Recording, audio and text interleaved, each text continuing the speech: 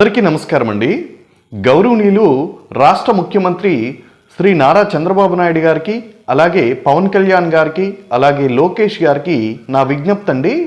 ఏంటంటే ఇప్పుడు ప్రతిదానికి కూడా రెడ్ బుక్ అని రాష్ట్రంలో ఒక హాట్ టాపిక్గా మాట్లాడుకోవడం జరుగుతుంది. దయచేసి ఈ రెడ్ బుక్ అనేటువంటి కాన్సెప్ట్ని పక్కకు తీసేయాల్సిందిగా నా ప్రార్థన అండి.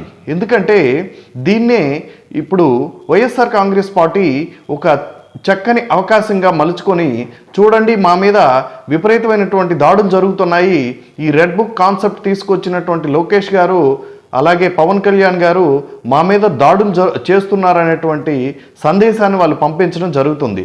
అలా కాకుండా ఈ రాష్ట్రం యొక్క అభివృద్ధి కోసం మీ వంతు సహాయ సహకారాలు అందిస్తూ ఈ రాష్ట్రం సర్వతోముఖ అభివృద్ధికి ముందుకు నడిపించాలని నా విజ్ఞప్తి అండి.